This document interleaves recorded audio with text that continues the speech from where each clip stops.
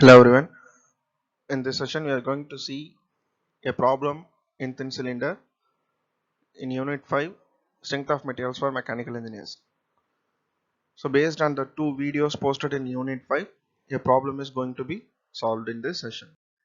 So, the given problem is a thin cylindrical shell is 3 meter long and 1 meter in internal diameter. It is subjected to internal pressure of 1.2 megapascal. If the thickness of the sheet is longitudinal stress and changes in diameter, length and volume. Take E is equal to 200 gigapascal and mu is equal to 0.3. So on solving the problem, first thing we have to do is understanding the problem. The given problem is about thin cylindrical shell, right? So the cylinder will be a hollow one, and in the question itself it is given as thin cylindrical shell. Second thing is its length is 3 meter. One thing we have to do is all the given data should be converted into in terms of one unit system, that is in terms of mm, and in terms of newton, that is SI.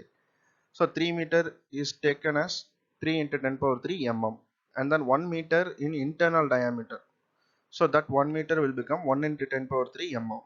So internal pressure will be 1.2 megapascal.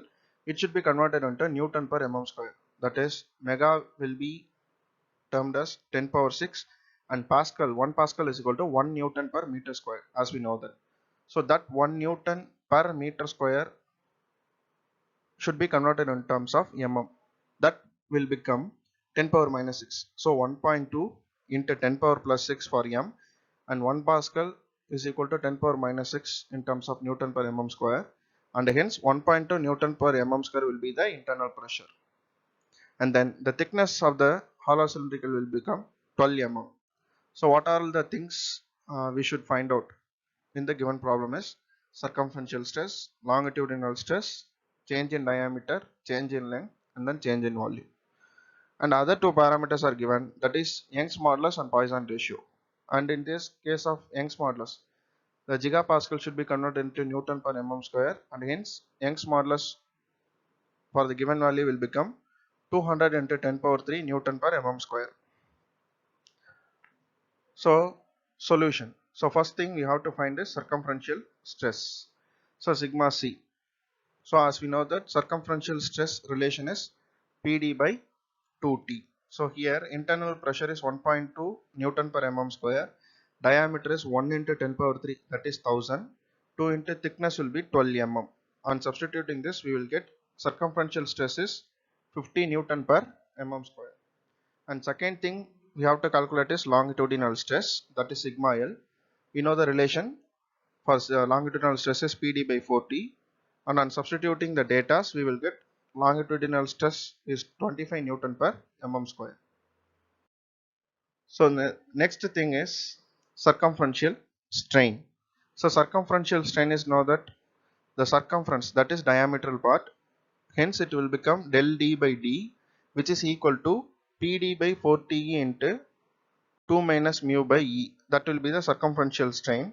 This relation is obtained from the previous video.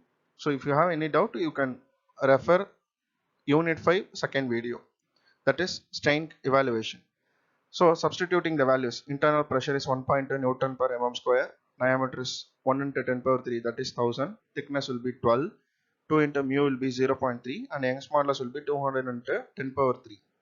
So on solving this we will get the circumferential strain del D by D will become 2.125 into 10 power minus 4, and we know that strain has no unit, right? So from this we can able to obtain the change in diameter, that is circumferential strain is equal to del D by D, which is equal to PD by 4T into 2 minus mu by E. So from this we had obtained the circumferential strain value, which is equal to del D by D. So del D will become circumferential strain into diameter, right? So circumferential stress just now we had calculated, and the diameter is given in the question itself 1 meter, that is 1 into 10 power 3 mm, that is 1000. So on substituting this we will get change in diameter is 0.2125 mm.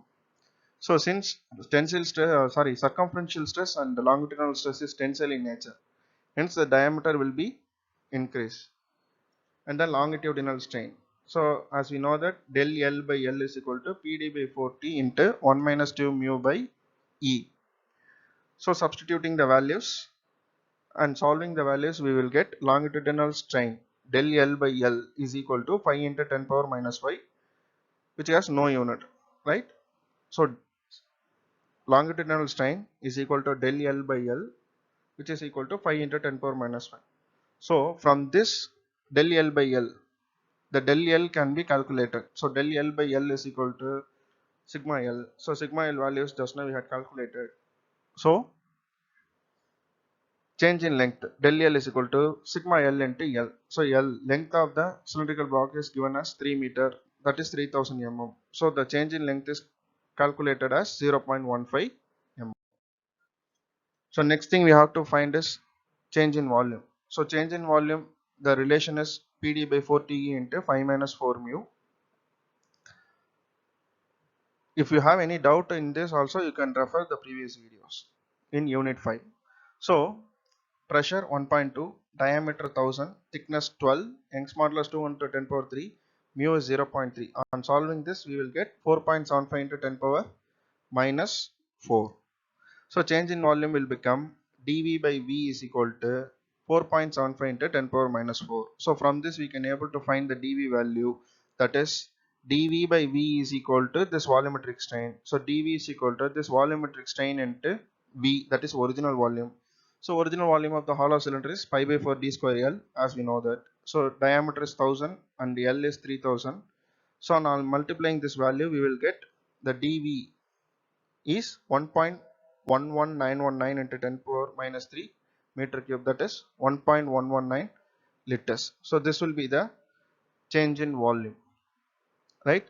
So we had calculated circumferential stress, longitudinal stress, change in diameter, change in length, and then change in volume, right? Thank you.